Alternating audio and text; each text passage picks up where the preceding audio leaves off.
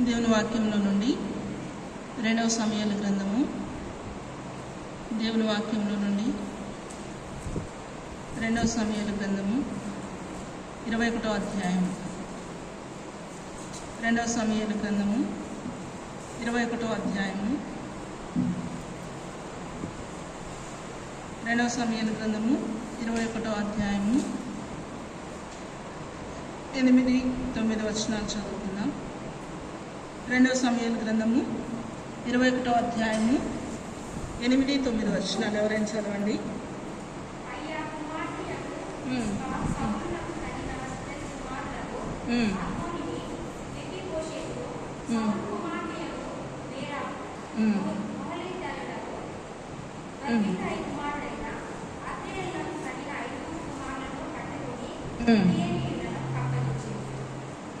చాలు. ఇక్కడ మనం చూసినట్లయితే అయ్యా కుమార్తెగు రిస్పా అని మనం చూస్తాం. ఇది ఈ సిస్టర్స్ మీటింగ్లో రిస్పా గురించి కొన్ని మాటలు మనం చూసుకుంటాం. తర్వాత అసలు సందర్భాన్ని మనం చూసినట్లయితే 2వ సమూయేలు గ్రంథము 21వ అధ్యాయము మొదటి 2 వచనాలు మనం చదివినట్లయితే చదవండి. మొదటి 2 వచనాలు 2వ సమూయేలు గ్రంథము 21 మొదటి 2 వచనాలు.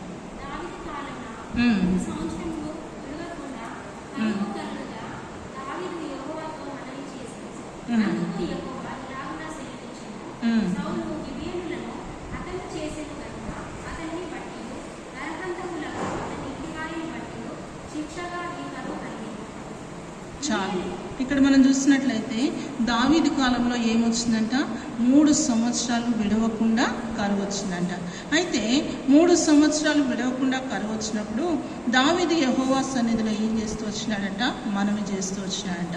యెహోవా సన్నిధిలో మనవి చేస్తూ వచ్చినప్పుడు దేవుడు సెలవిస్తూ వచ్చినాడు. ఎందుకని గిబియోనీలను హతము చేయము, 3వ వచనంలో మనం చూసినట్లయితే గిబియోనీలను హతము చేయము అని చెప్పి ఇశ్రాయేలీయులు వారితో ఏం చేసుకున్నారంట, మేము నిన్ను చంపము. 2వ వచనం మధ్య భాగంలో ఇశ్రాయేలీయులు మిమ్మల్ని చంపమని ప్రమాణపూర్వకంగా వారితో చెప్పినారంట. అయితే చంపము అని చెప్పిన తర్వాత సౌలు ఏం చేసినాడు, గిబియోనీలను హతమారుస్తూ వచ్చినాడు. ఆ కారణాన్ని బట్టి దేవుడు ఏం చేసినాడంట, దావీదు కాలంలో 3 సంవత్సరములు విడవకుండా కరువును అనుమతిస్తూ వచ్చినాడు. అయితే ఈ పరిస్థితుల్లో మరి కరువును అనుమతిస్తూ వచ్చినప్పుడు దేవుని సన్నిధిలో దావీదు మొరపెట్టినప్పుడు దేవుడు విషయం తెలియజేసిన తర్వాత ఇప్పుడు దావీదు ఏం చేస్తాడంటే గిబియోనీయులను పిలుస్తూ ఉన్నాడు. కింద వచనాల్లో మనం చూసినట్లయితే 3వ వచనం,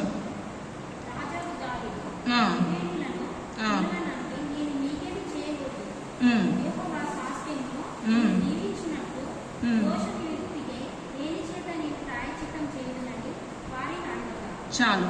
ఇప్పుడు దావీదు గిబియోనీయులను పిలిపించి అడుగుతూ ఉన్నాడు, నేను మీకు ఏమి చేయాలి, దోష నివృత్తి జరగాలి అంటే నేను ఏం చేయాలి, మీరేం కోరుకుంటారు, ఏం చేస్తే ఈ దోషము నివృత్తి అవుతుంది చెప్పమని దావీదు అడిగినప్పుడు 4వ వచనంలో వాళ్ళు చెప్తారు. ఏమంటారంటే, మమ్ములను హతమార్చింది సౌలు గనుక మాకు వెండి కానీ బంగారము కానీ లేకపోతే డబ్బు కానీ ఏది వద్దు కానీ మాకేం కావాలని అడుగుతున్నారు. 4వ వచనంలో మనం చూసినట్లయితే చూడండి, 5వ వచనంలో అంటాడు, వారు మాకు శత్రువులైనా మమ్మల్ని నాశనం చేయొచ్చు, ఇశ్రాయేలు సరిహద్దులో ఉండకుండా మేము లయమొగనట్లు మాకు హాని చేయని ఉద్దేశించరు కనుక వారి కుమారుల్లో, అంటే ఎవరి కుమారులు అంట, సౌలు యొక్క కుటుంబంలో సౌలు యొక్క కుమారుల్లో ఎంతమందిని కావాలంట, 7 ప్రాణాలు అడుగుతూ వచ్చినారు.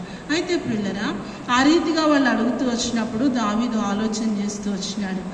సౌలు యొక్క కుమారుడైనటువంటి యోనాతాను దావీదుకి ఏమవుతాడు, ప్రాణ స్నేహితుడు కదా. కాబట్టి యోనాతాను యొక్క కుమారుడిని అప్పగించడానికి దావీదుకి మనసు లేదు కనుక ఆలోచన చేసి ఇప్పుడు ఈ కరువు ఆగిపోవాలి అంటే ఖచ్చితంగా సౌలు కుటుంబంలో నుంచి ఎంతమందిని అప్పగించాలి, 7 అప్పగించాలి. ఎవరిని అప్పగించాలి అని ఆలోచన చేసిన తర్వాత ఎవరు గుర్తొచ్చారంట, సౌలు యొక్క ఉపపత్ని అయినటువంటి రిస్పా గుర్తొచ్చిందంట. ఇప్పుడు ఎవరిని అప్పగిస్తూ వచ్చినాడు 7 అంటే సౌలు యొక్క ఉపపత్నికి ఎంతమంది పిల్లలంట, 8వ వచనంలో రాయబడుతుంది, అయ్యా కుమార్తె రిస్పా సౌలునకు కన్నటువంటి 2 కుమారులకు హార్మోనిని మెఫీబోషెతును. ఇప్పుడు ఎవరిని అప్పగిస్తున్నాడు, సౌలు యొక్క ఉపపత్ని అయినటువంటి రిస్పా 2 కుమారులను అప్పగించినాడు. తర్వాత మనం చూసినట్లయితే సౌలు కుమార్తె అయినటువంటి మెరీబా యొక్క పిల్లలను అప్పగిస్తూ వచ్చినాడు. వాళ్ళ 5గురిని వీళ్ళిద్దరిని కలిపి ఎంతమందిని అప్పగించాడు? గిబియోనీయులకు 7గురిని అప్పగిస్తూ వచ్చినాడు. ప్రియులారా, ఆ రీతిగా అప్పగించిన తర్వాత 9వ వచనంలో మనం చూసినట్లయితే, చదవండి 9వ వచనం.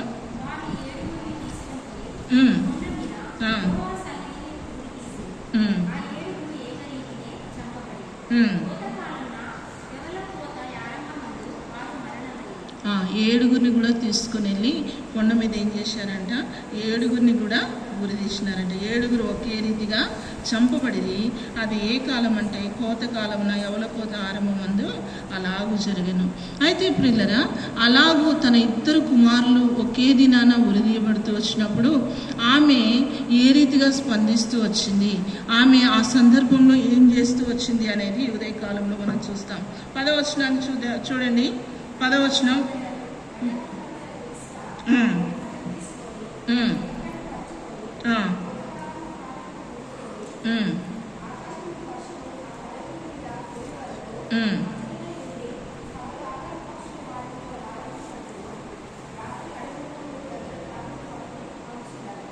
చూడండి ఏం చేసిందంట? గోనెపట్ట తీసుకొని కొండ మీదకి వెళ్ళి ఒక స్త్రీ పగలు ఆకాశ పక్షులు ఆ శవాల మీద వాలకుండా, రాత్రి అడవి మృగాలు వాటిని తినివేయకుండా ఏం చేస్తూ వచ్చిందంట?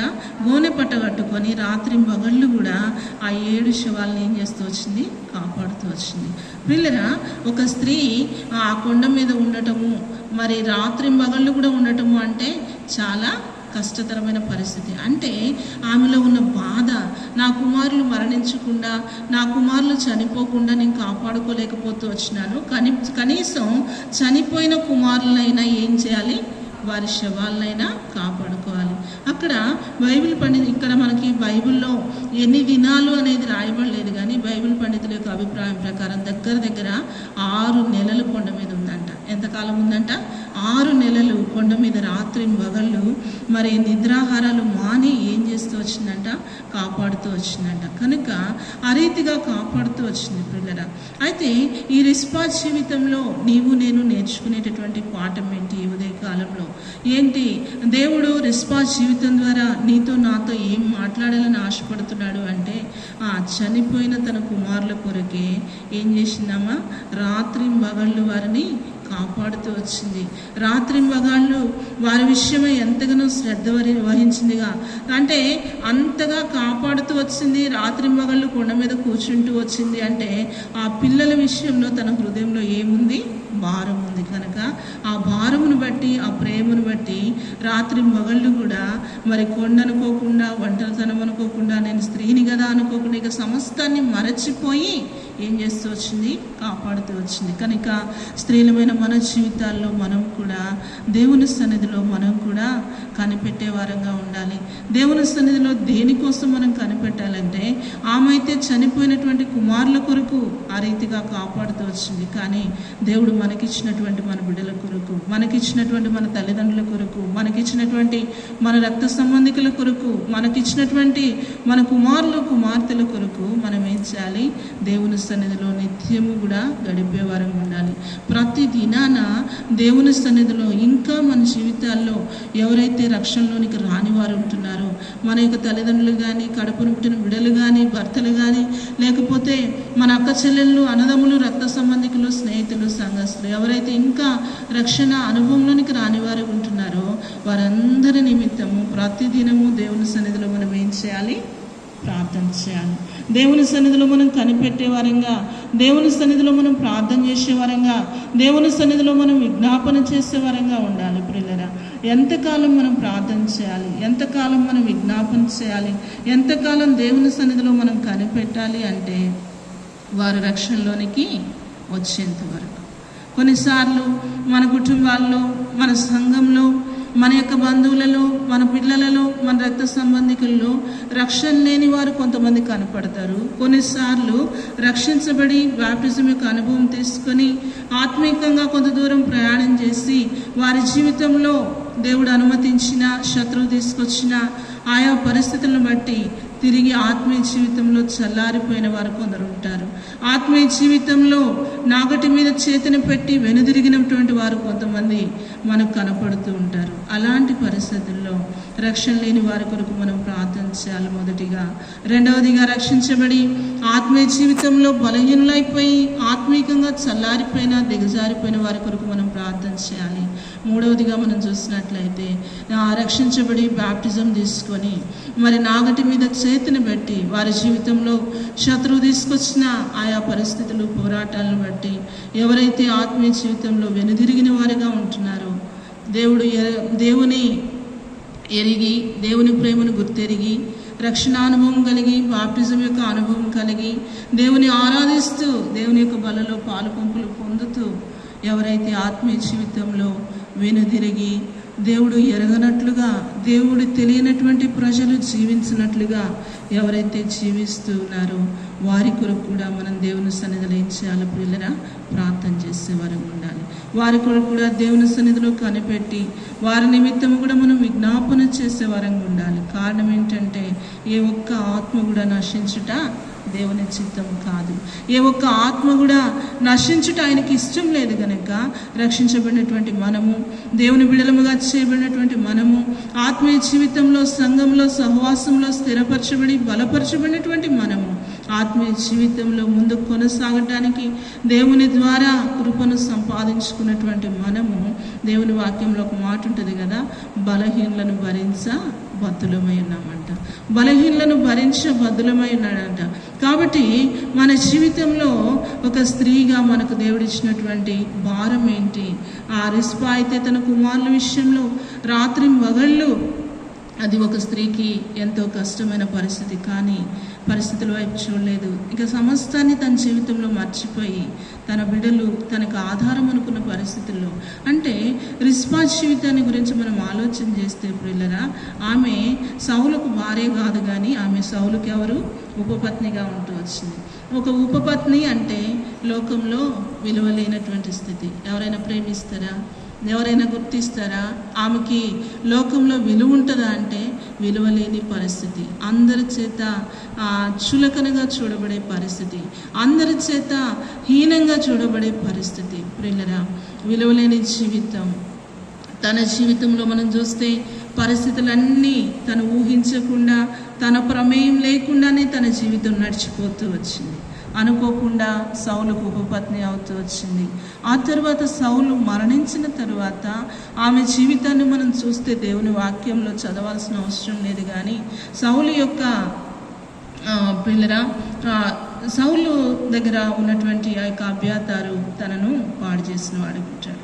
అంటే మరి బలాత్కారం చేసిన వాడిగా ఉంటాడు. తన జీవితంలో అలాంటి పరిస్థితుల్లో ఎన్ని నిందలు, ఎన్ని అవమానాలు, ఎన్ని ప్రతికూల పరిస్థితులు, ఇంక ఎంతగా తను బాధపడుతూ వచ్చిందో. ఆ తర్వాత చూస్తే సర్లే నా జీవితంలో జరగరాని పరిస్థితులు జరిగినాయి, నా జీవితంలో మరి ఏమాత్రం కూడా మరి నన్ను గురించి చెప్పుకోవడానికి ఏ చరిత్ర నాకు లేదు, నన్ను గురించి మంచిగా మాట్లాడుకోవటానికి నా జీవితంలో ఏదీ లేదు, నాకు తెలియకుండానే నా ప్రమేయం లేకుండానే నా జీవితంలో అన్నీ కూడా పరిస్థితులు ప్రతికూలంగా మారిపోతూ వచ్చినాయి. లోకంలో నన్ను చూసి అందరూ చులకనగా మాట్లాడుకునే పరిస్థితులు, నా జీవితాన్ని అందరూ అసహించుకునే పరిస్థితి, హీనంగా చూసేటటువంటి పరిస్థితి.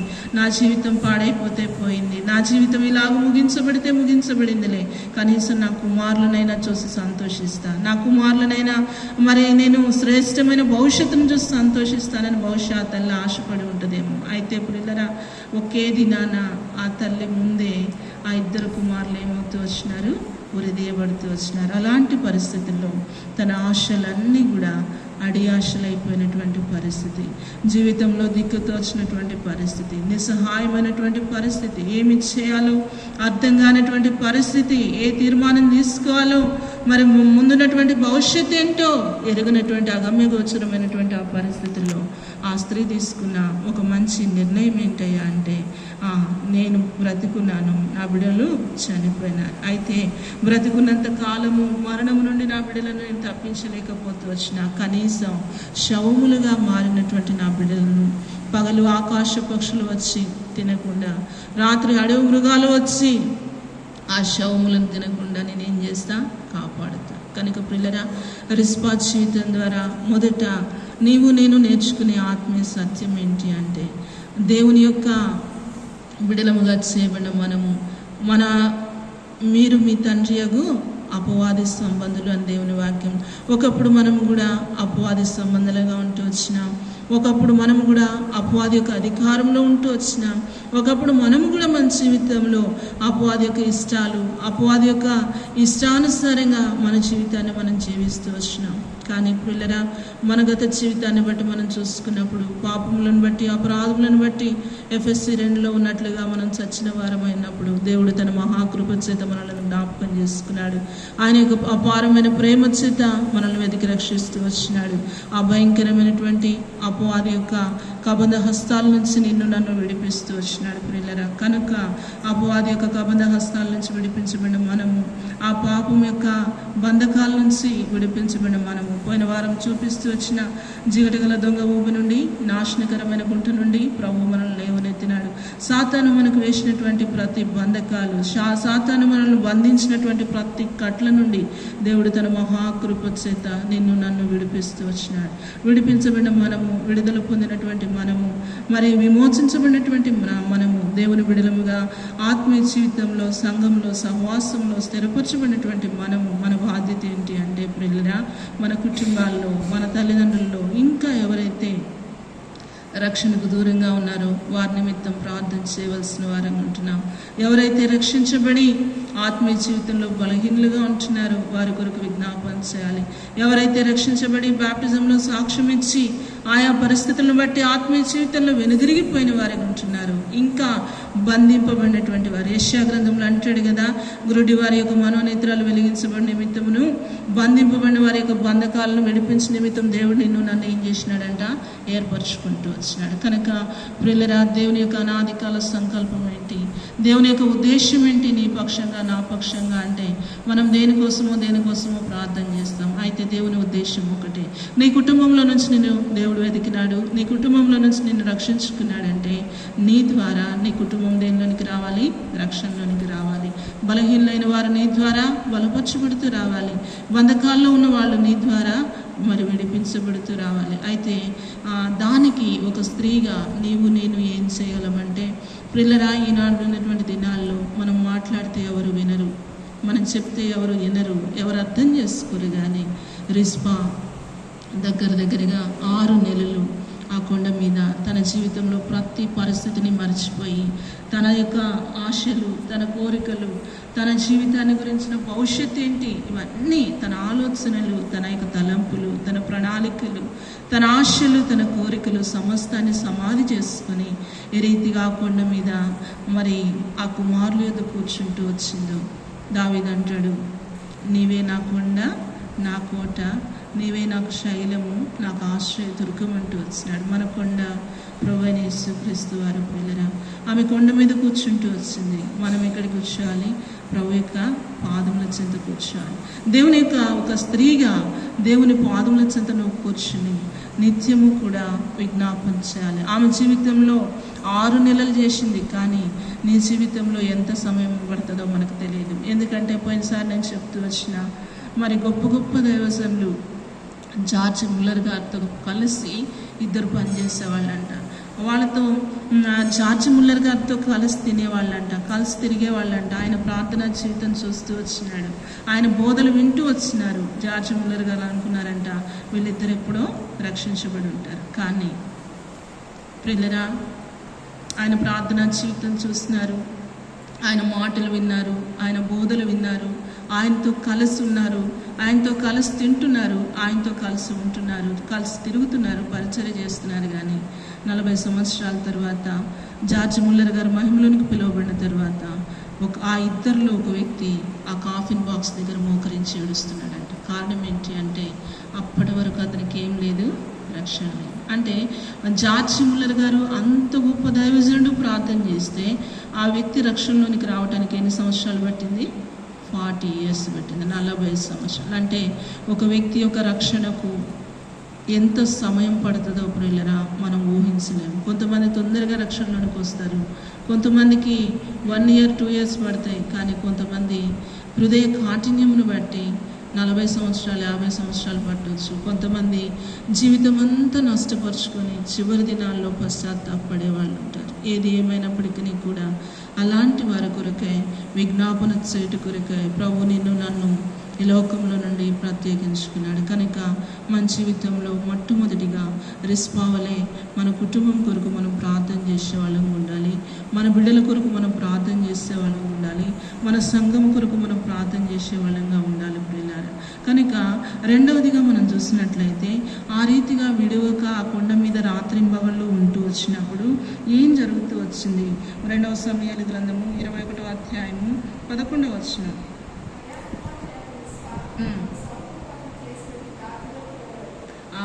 సౌలు ఆమె చేసినది ఎవరికి వినపడిందంట? దావీదునకు వినపడింది. అంతవరకు కూడా వాళ్ళు గిబియోనీలు అడిగారు, 7గురిని అప్పగించాడు, వాళ్ళు ఉరిదీశారు, వెళ్ళిపోయారు. కానీ ఆ శవాల గురించి దావీదుకు ఆలోచన లేదు, ఇక మర్చిపోయాడు, విడిచిపెట్టాడు. తరువాత మనం చూస్తే దేవుని వాక్యంలో ఇంకొక మాట మనం చూసినట్లయితే ప్రియులరా, తర్వాత మనం 12వ వచనాన్ని కూడా చదువుదాం.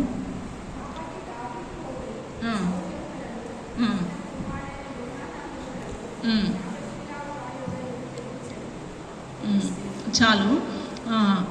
దావీదు ఇంకొకటి కూడా మర్చిపోయినాడు. ఏంటంటే సౌలు యోనాతాను మరణించినప్పుడు ఆ ఎముకలు ఎవరు తీసుకెళ్లారు? చూడండి, అక్కడ ఎవరు తీసుకెళ్లారంట? యాబేష్ గిలాదు వారు తీసుకెళ్ళిపోయారు. కానీ దావీదుకి ఏం ఆలోచన రాలేదు, ఆ ఎముకలను తీసుకొని వచ్చి పాతి పెట్టించాలన్న ఆలోచన కూడా రాలేదు. ఈ 2 విషయాలు దావీదు మర్చిపోయినాడు. మర్చిపోయినప్పుడు ప్రియులరా, రిస్పా చేసినది ఎప్పుడైతే దావీదుకు వినబడుతూ వచ్చిందో, దావీదు తన బాధ్యతను మరచిపోయినటువంటి తన బాధ్యతను మరలా జ్ఞాపకం చేసుకొని ఇప్పుడు ఏం చేస్తూ ఉన్నాడంటే సౌలు యొక్క ఎముకలను, యోనాతాను యొక్క ఎముకలను, అదే సమయంలో ఆ కొండపైన సౌలు యొక్క కుటుంబంలో ఉరిదీయబడినటువంటి 7గురు కుమారుల యొక్క ఎముకలను వాటన్నిటినీ తెప్పించి ఏం చేసినాడంట? సమాధి చేసినాడంట, పాతి పెట్టించినాడంట ప్రియులరా. అంటే ఇక్కడ రిస్పా జీవితంలో 2వ తలంపుగా నీవు నేను ఏం నేర్చుకుంటామంటే, ఆమె చేసినది ఎవరికి వినబడిందంట? దావీదుకి వినబడింది. ఆ దావీదు రాజుకు వినబడుతూ వచ్చింది. అంటే ప్రియులరా, రహస్య జీవితంలో నీవు నేను చేసే ప్రార్థన, రహస్య జీవితంలో దేవుని పాదములు విడవకుండా నీవు నేను పెట్టే మొర, రహస్య జీవితంలో నీవు నేను చేసే విజ్ఞాపన, రహస్య జీవితంలో నీవు నేను కార్చే కన్నీరు ఎవరు చూస్తారు? దేవుడు చూస్తాడు. ఆ ప్రార్థన, ఆ మొర, ఆ విజ్ఞాపన ఎవరు వింటారు అంటే దేవుడు వింటాడు. మనం అనుకోవచ్చు, నేను ఇంతగా ప్రార్థన చేస్తున్నా నాకు జవాబు లేదే, నేను ఇంతగా మొరపెడుతున్నా, నెలల తరబడి ప్రార్థన చేసినా, సంవత్సరాల తరబడి ప్రార్థన చేసినా, నేను ఇంతగా దేవుని సన్నిధిలో కన్నీరు గార్చినా, నేను ఇంతగా దేవుని సన్నిధిలో రోదన చేసినా, అయ్యో నా ప్రార్థనకు జవాబు లేదే, నా మొరకు జవాబు లేదే, నా విజ్ఞాపనకు జవాబు లేదే, మనుషులు నన్ను లక్ష్య పెట్టట్లేదే, దేవుడు కూడా నన్ను పట్టించుకోవట్లేదని చాలాసార్లు మనం అనుకుంటాం ప్రియులరా.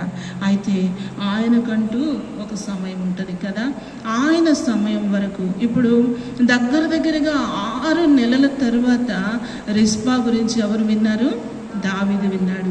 బహుశా నీ జీవితంలో, నా జీవితంలో మనం ప్రభు సన్నిధికి దినదినము తీసుకొచ్చే ప్రార్థన అంశము, ఆ ప్రార్థన మనవి ఇంకా జవాబు రాలేదంటే ప్రభు నిర్లక్ష్యం చేస్తున్నాడని కాదు, కానీ ఆయనదైన సమయంలో, ఆయనదైన విధానంలో ఖచ్చితంగా ఆ ప్రార్థనకి ఏం చేస్తాడంట? జవాబు. ప్రార్థన గ్రంథంలో తీయాల్సిన అవసరం లేదు, కానీ ఈ ప్రార్థనలన్నీ ఎక్కడ చేరుతున్నాయి? దేవుని యొక్క సింహాసనం దగ్గర పాత్రలో పెట్టబడుతూ ఉన్నాయి ప్రియులరా. మనం చేసే ప్రార్థన, మనం చేసే విజ్ఞాపన, మనం చేసే మొర, మన కన్నీరు దావీదు అంటాడు కదా, ఆయన కౌగిలలో ఏం చేస్తాడంట? కవిలలో దాచి ఉంచుతాడు. నువ్వు కాచే ప్రతి కన్నీటి బొట్టు ఒకవేళ మనుషులు దాన్ని చూసి నవ్వుకోవచ్చేమో, మనుషులకు చులకనగా కనబడవచ్చేమో, మనుషులకు దాని విలువ, ఆ ప్రార్థన జీవితం యొక్క విలువ, ఆ మొర యొక్క విలువ, ఆ కన్నీటి యొక్క విలువ ప్రియులరా మనుషులు గుర్తించకపోవచ్చు. ఉండవచ్చునేమో, కానీ ఒక్క కన్నీటి బొట్టు కూడా వ్యర్థం కాదు. మనం ప్రభు సన్నిధిలో కార్చిన ప్రతి కన్నీరు ఆయన సన్నిధిలో జ్ఞాపకార్థంగా ప్రభు ఏం చేస్తాడు? దాచిపెడతాడు. పిల్లరా, మనం చేసే ప్రతి ప్రార్థన, మనం చేసే ప్రతి విజ్ఞాపన, మనం చేసే ప్రతి అంగలార్పు, ప్రతి రోదన ధ్వని, ప్రతి విజ్ఞాపన కూడా ఆయన సముఖంలో పాత్రలో జ్ఞాపకార్థంగా దేవుడు ఏం చేస్తాడు? ఉంచుతాడు. పిల్లరా, అవి దేవదూతలు తీసుకొని వెళ్ళి ఆ ప్రార్థన పాత్రలను, ఆ యొక్క మరి ఆరాధన స్తుతులతో నింపబడిన పాత్రలను ఆ సింహాసనం ఎదుట దేవదూతలు పెట్టినప్పుడు పిల్లరా, నిత్యము కూడా దేవుడు ఏం చేస్తున్నాడు? వాటిని చూస్తున్నాడు. నిత్యము కూడా మనకు అన్నిటిని ప్రభు చూస్తున్నాడు. నిత్యము మన ప్రార్థన ప్రభు వింటున్నాడు, మన మొర వింటున్నాడు, మన విజ్ఞాపన వింటున్నాడు. ఒకానొక దినాన దావీదు రిస్పాని జ్ఞాపకం చేసుకున్నట్లు నిన్ను నన్ను కూడా ఖచ్చితంగా దేవుడు ఏం చేస్తాడు? జ్ఞాపకం చేసుకుంటాడు. జ్ఞాపకం చేసుకొని మన ప్రార్థనకు ఆయన జవాబిచ్చేవాడు ఉంటాడు, మన మొరకు ఆయన జవాబిచ్చేవాడు ఉంటాడు. ఖచ్చితంగా తన స్వహస్తముతో మనకు అన్నిటి ప్రతి బాష్ప బిందువును కూడా ప్రభు తానే తుడిచేవాడు ఉంటాడు. పిల్లరా, అయితే మనం ఏం చేయాలంటే ఆ ప్రభు మనల్ని జ్ఞాపకం చేసుకునేంత వరకు, ఆ ప్రభు తన కనుదృష్టిని మన మీద నిలిపేంత వరకు, ఆ ప్రభు మన మొరను విని మనకు జవాబిచ్చేంత వరకు కూడా పిల్లరా మనము ప్రార్థించే వరకు ఉండాలి. లూకా 18:1 అంటాడు కదా, వారు విసుగక నిత్యము ప్రార్థన చేస్తున్నట్లు ఇలాగూ వ్రాయబడిన. స్త్రీలముగా మన జీవితంలో ఉండాల్సింది విసుగక నిత్యము ప్రార్థన చేయాలి. ఒకవేళ ఒక ప్రార్థన అంశం కొరకు ఒకవేళ ఒక 10 సంవత్సరాలు ప్రార్థన చేయాల్సి వచ్చిన 10 సంవత్సరాల వరకు మనం ఏం చేయాలి? ప్రార్థన చేయాలి. ఖచ్చితంగా ఆయనదైన సమయం వచ్చినప్పుడు ఆ జవాబును మన కనులతో మనం చూస్తాం. ఆలస్యం అవుతుంది అంటే ప్రియులరా, నీవు ఊహించినటువంటి జవాబు ప్రభు ఇస్తాడు. ఆలస్యమైన ప్రతిదీ ప్రభు నిన్ను నిర్లక్ష్య పెట్టడం కాదు, లేకపోతే నీ ప్రార్థన త్రోసివేయటం కాదు, ప్రభు నిన్ను పట్టించుకోకుండా ఉండటం కాదు, ప్రభు నిన్ను చూసి చూడనట్టుగా దాటిపోవటం కాదు. కానీ ఆయన ఆలస్యం చేస్తున్నాడు అంటే శ్రేష్టమైన దాన్ని ప్రభు నీకు ఇవ్వబోతున్నాడు. ఏదైతే శ్రేష్టమైనది ఉంటుందో, ఏదైతే ప్రజలకు మరి ఆశ్చర్యపరిచేదిగా ఉంటుందో అట్టి కార్యాలు దేవుడు చేయాలంటే కొంత ఆలస్యము అయ్యేది ఉంటుంది. కాబట్టి మన జీవితంలో రెండవ అనుభవంగా ఆయన మనలను జ్ఞాపకం చేసుకునేంత వరకు, ఆయన మనకు జవాబిచ్చేంత వరకు, ఆయన మన మీద కనికరపడేంత వరకు విసుగకుండా నిత్యము మనము ప్రార్థన చేయాలి. మూడవదిగా మనం చేస్తే ఆమె విషయము దావీదుకు తెలిసినప్పుడు మరిచిపోయినటువంటి తన బాధ్యతను దావీదు ఏం చేసుకుంటున్నాడు? జ్ఞాపకం చేసుకుంటున్నాడు. అంటే రిస్పా దావీదుకు తన బాధ్యతను జ్ఞాపకం చేసినటువంటిదిగా, లేకపోతే దావీదును మేలుకొల్పినటువంటి స్త్రీగా మనం చూస్తాం. ప్రియులరా, మన ప్రార్థన, మన విజ్ఞాపన, మన మొర మనం మౌనంగా దేవుని సన్నిధిలో చేసినప్పుడు బలహీనలను, మన ప్రార్థనను దేవుడు జ్ఞాపకం చేసుకొని బలహీనలను మేల్కొల్పేవాడుగా ఉంచాడు. తరువాత బంధకాల్లో బంధించబడినటువంటి వారిని విడిపించేవాడుగా ఉంటాడు. ప్రియులరా, కాబట్టి మన జీవితంలో నిత్యము ప్రార్థన చేయాలి. ప్రభువా, బలహీనలను బలపరచుట కొరకై విజ్ఞాపన చేయటానికి కృపని, బంధకాల్లో ఉన్నవారు ఆయా రకాలైనటువంటి చివటి గల దొంగ ఊబిలో, నాశనకరమైనటువంటి గుంటలు అంటే అపవాది యొక్క తంత్రాల్లో బంధించబడినటువంటి వ్యక్తుల కొరకాయ, కుటుంబాల కొరకాయ మనం నిత్యము విజ్ఞాపన చేస్తూ వచ్చినప్పుడు ప్రియులరా, ఎవరి విషయంలో మనం ప్రార్థన చేస్తామో, ఎవరి విషయంలో మనం విజ్ఞాపన చేస్తామో వారి యొక్క విడుదల నీ కనులతో నా కనులతో చూస్తాం. ప్రియులరా, దేవుని యొక్క సేవలోకి సంపూర్ణంగా నేను కాలు పెట్టి ఇది 11వ సంవత్సరం. నా వ్యక్తిగత జీవితంలో నేను ధైర్యముగా దేవుని సన్నిధిలో చెప్పగలను. అనేకమైన అంశాల కొరకాయ గత 11 సంవత్సరాలుగా అనేకమైన అంశాల కొరకాయ ప్రభు సన్నిధిలో నేను ప్రార్థన చేస్తూ వస్తా.